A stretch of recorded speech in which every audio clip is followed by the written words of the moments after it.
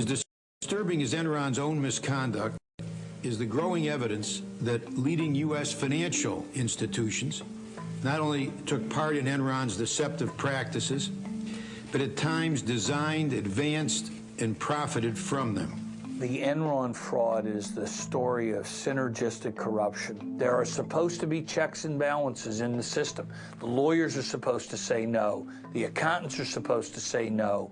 The bankers are supposed to say no, but no one who was supposed to say no said no. They all took their share of the money from the fraud and put it in their pockets. Enron paid its advisors well. In 2001, the accounting firm Arthur Andersen received $1 million a week. Enron's law firm, Vinson & Elkins, did nearly as well. Everyone had their hand out at the table. They were all being paid, and as long as Enron continued, they received their fees. They were a part of the process. So it's hard now to say, oh, we didn't know anything.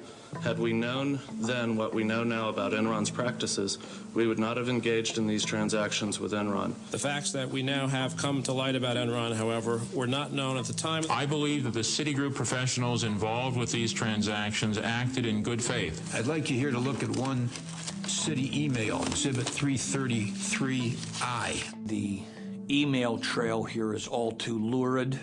Oh, for instance, one email I remember where the banker writes, Enron loves these deals.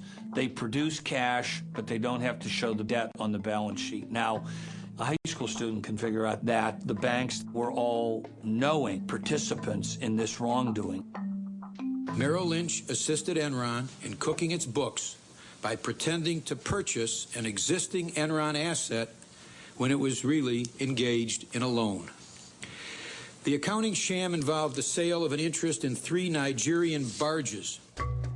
Nigeria is a long way from Manhattan, yet for some reason toward the end of the fourth quarter in 1999, Merrill Lynch suddenly decided to buy 3 Nigerian power barges from Enron.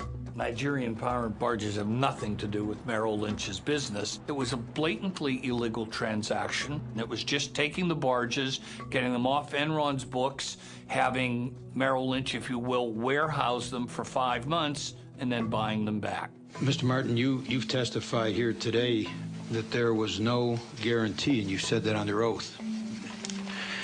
Here's a document saying that the head of your whole division here was going to confirm that